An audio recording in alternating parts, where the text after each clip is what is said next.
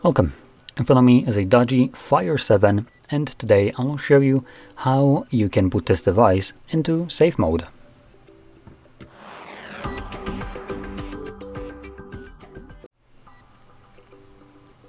So, to get started, we're gonna not access this. So we're gonna hold power button and volume up, there we go, which brings up our boot options, and from here you wanna hold power off. As you can see, when you do, it changes into this window, reboot to safe mode, with a quick message that you want to reboot into safe mode. This will disable all third-party applications you have installed. They'll be restored when you reboot again. I'm gonna click on OK. And while the device is rebooting, I'm gonna quickly just give you a little bit of an insight into this. So this mode is primarily designed for troubleshooting purposes, and more precisely when you have an application that is causing you problems. That's primarily the only thing that I can think of, but if you're a developer, you might see some other reasons. In any case, in this mode, any application that you have installed yourself that isn't part of the standard default applications that come with the device will be temporarily disabled, and neither you nor the device will be able to turn it on, start it up, which you'll be able to see just in a second once I unlock the device. Widgets also won't work, by the way, in here. So there we go. As you can see, the widget isn't loading.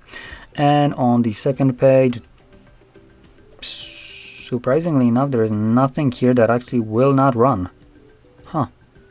That's kind of disappointing. So I can't really show you anything outside of the widget itself. All these applications are just the default phone apps that come with the device. But if you installed one and you try to open it up, it will give you a pop-up that downloaded apps are disabled in safe mode. Now, that's one thing. If you're also using the app tray that you can just pull up app tray, these applications that won't run won't be visible in the app tray. So if you want to manage them, get rid of them because they're causing you problems, you would need to go into the settings instead.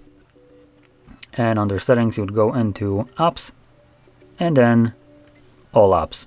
And the apps that are still disabled will be visible somewhere here. So you can just click on it and then delete it, which I don't have the option here, but you can delete it from here and just manage it in whatever way you want. Now, once you're done with this mode and you want to go back to the normal one, press the power button and volume up again. And this time around, you'll just simply select restart.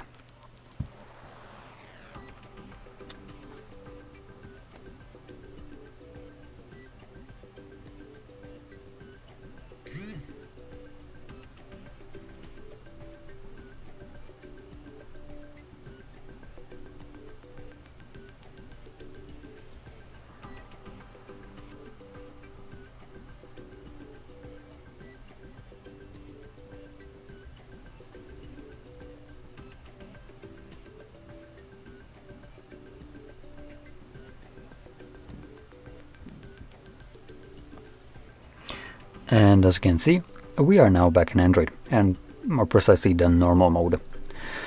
So if you found this very helpful, don't forget to hit like, subscribe, and thanks for watching.